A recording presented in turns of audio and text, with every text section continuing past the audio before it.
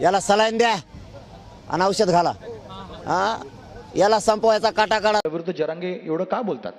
नाही, हे तर जरांगे पाटीलच सांगू शकतील की त्यांना दिवसातनं 3 वेळा मी का आठवतो. एकदा जर अंतरवाली सोडली पुन्हा ऐकत नसतो. चला, देवेंद्र फडणवीस अतिशय नालायक माणूस आहे असं एका मिनिटाकरता समजू. की पोलिस बघून घेते, काय नाही बघणार, इतका हलक्यात घेऊ नका लोकांना. निवडून दिलं, मला नालायक ठरवा, माझं सरकार घालवा आणि त्यांना निवडून आणा आणि त्यांना हार घाला.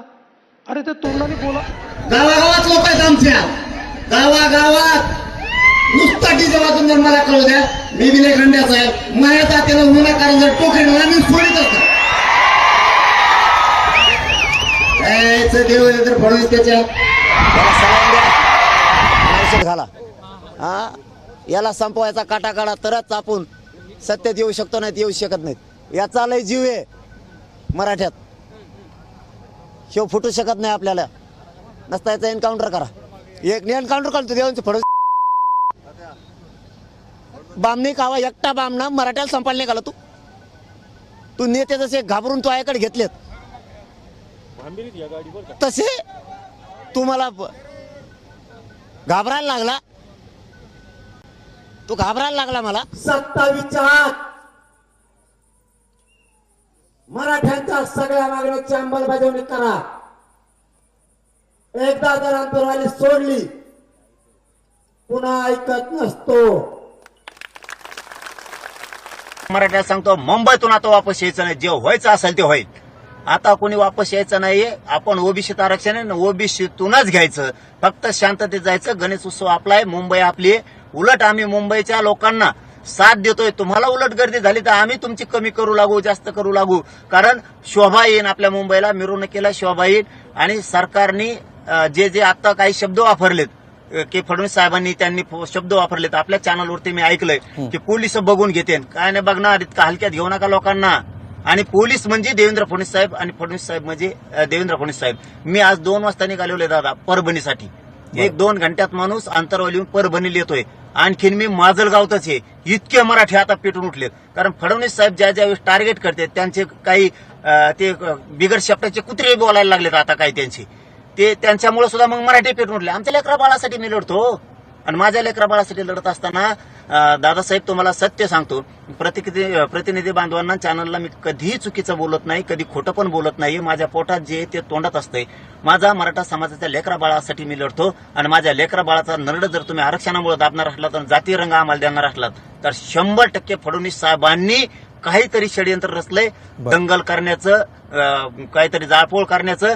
हे आम्ही कधी यशस्वी होऊन देणार नाहीत. आम्ही मुंबईत जाणार, पण लेकरा बाळासाठी लढतो. मराठे मुंबईत येणार. आणि मराठ्यालाही सांगतो, भाऊ दे रे, चला मुंबईत शांततेत एकदा आरपारची लढाई खेळायची, पण आरक्षण मात्र जिंकायचं. जातवान मराठ्यांनी अजिबात घरी राहायचं नाही. ज्याचं प्रमाणपत्र निघालं त्यांनी सगळ्यात आधी मुंबईला यायचं, आणि ज्याचं निघालं नाही त्यांनी सुद्धा यायचं. विदर्भ सगळा यायलाय, खानदेश यायला, पश्चिम महाराष्ट्राला मराठा घरी नाही राहायला लागला. जीएसटीला पोरं कोणाच्या ओळखीचे आहेत का?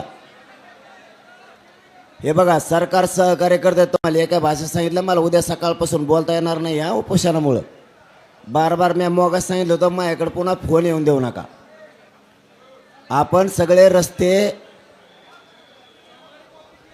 जाम आपण आधी बोललो होतो. सरकार आपल्याला सहकार्य करत नाही म्हणून आपण मराठ्या सुद्धा मुंबईत जाम करणार. मराठ्याने केली पण.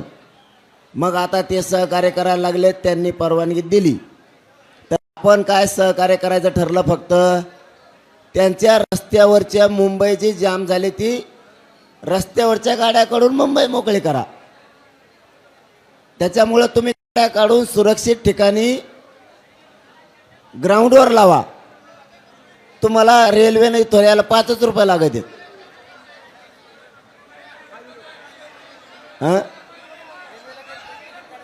फुकट आहे म्हणतात. हे तर म्हणतात हे आंदोलकाला फुकट आहे. मग तुम्हाला समजून घ्या, नुसत्या टाळ्या नका ठोको. थांब रे, बोलायला लागले की लगेच सुटत देव. हे सांगायचं राहून जातं, पूर्ण अर्धा ऐकत आहेत. मग तुम्ही सुरक्षित ठिकाणी गाड्या लावल्या, तुमचं सामान सुरक्षित ठिकाणी राहील. तुम्ही मुंबईत हिंडून आले किंवा देवाचं दर्शन घेऊन आले किंवा आंदोलनात आले, गाडी सुरक्षित राहील, तुम्ही सुरक्षित राहता म्हणून सुरक्षित ठिकाणी न्या म्हणलं. CSTचे पोरं शांत बसा म्हणून सांगितलं, दुसऱ्यांदा पुन्हा सांगतो, त्यांना म्हणा शांत बसा. तुमच्या गाड्या मैदानावर लिहून लावा. गरिबाच्या पोरांनी मैदानावर लावल्यात. तुला जर माझा असेल तर तो आहे गावाकडे जा आणि धिंगाणा कर. मराठीचं वाटोळं करू नको. तुमच्या ओळखीचं असल्या त्यांना मराठीत एकदा जाऊन सांगा. इथले जेवढे पोर आहेत तेवढ्या पोराला सांगतो, ही काही पैदाच गोंधळ घालणारी, यांना मराठी मोठे वाटत नाहीत. तुम्ही गोंधळ कधी घालाव?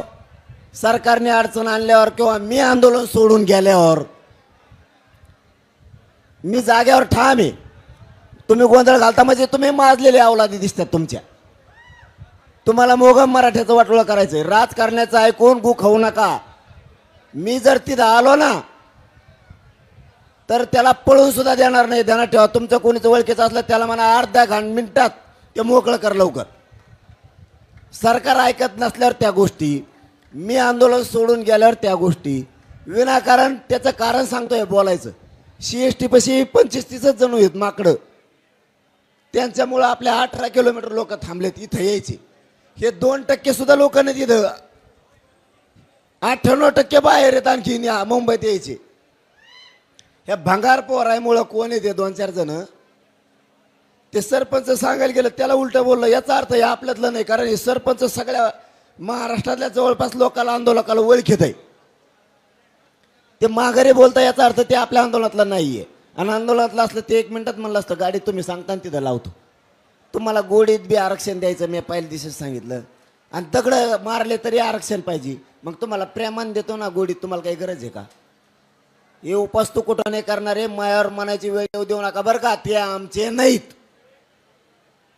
हे मायावर आणखीन वेळ येऊ द्या नका. मी आणखीन तसं म्हणलेलं नाही.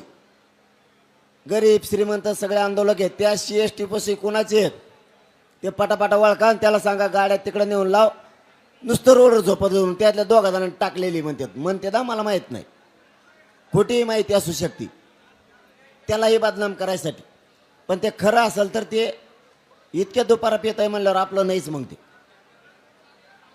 त्याला म्हणा लवकर गाड्या काढ. मी जर मग डोकं खवळू नको. पुन्हा एकदा काय करा, आपले माऊली 2-4 जण CST जा. सरपंच जा रे भैया तुम्ही बी असले कामं करायला लावता. बरं मला भिकार धावण्यावणी खेळ करता. शानदार आवला दे मराठ्याचे असले काम करायला लावता का मला? तुम्हाला रस्त्यावरून काढायला लावायचे त्याचे. तुम्हाला टप्प्यातलं नाही ते. आपले 7-8 टप्पे ठरलेले आंदोलनाचे. बहुतेक याला टप्पेच माहीत नाही. आपले 7-8 टप्पे ठरलेले आंदोलनाचे, याला टप्पेच माहीत नाहीत वाटतं बहुतेक. तेव्हा हे कुठं येऊन गटारात झोपायला लागले. आपले 7-8 टप्पे आहेत या आंदोलनाचे. पहिल्यांदा आपण 7-8 टप्पे केले. वकील साहेब तुम्ही कम नाही गेले? जबर बघा ते कोण आहेत. नाही एका जिल्ह्यातले एक गेलं ध्यानात येतं. कोणत्या जिल्ह्यातले? सज्जनराव तुम्ही पण जा. धाराशिवचा कोण आहे बघा.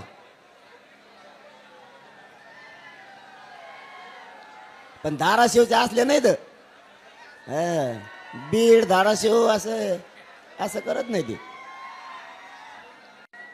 सोलापूरचे ना गेले.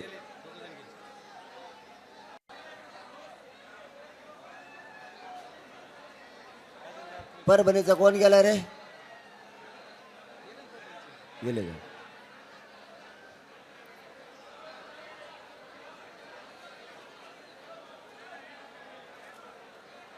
नगरवाले जा बरं तुम्ही. जाते ते CST लिखून जा. ते पोरं गेलेत. जा ते आईले नगरवाले जातो मी. ते कोणाच्या ओळखीचे बघा. त्यांना फक्त मायाकडे धरून आणा. काही करू नका. त्यांना काही बोलू नका कोणी. फक्त मायाकडे धरून आणा. त्यांना कोणी काही बोलायचं नाही बरं का. त्यांना फक्त मायाकडे धरून आणा. करायच्या टायमाला सापडत नाही कोणाला माहित.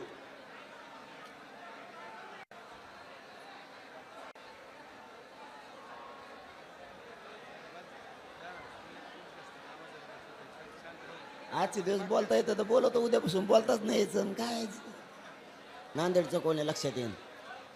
मायापाशी वळवळ करायला म्हणल्यावर अवघड आहे. प्रत्येक जिल्ह्यातले तालुक्यातले गावातले लोक आहेत माझ्याजवळ. एकाच्या ओळखीचं नाही जरूर ते. असं कसं होऊ शकतं?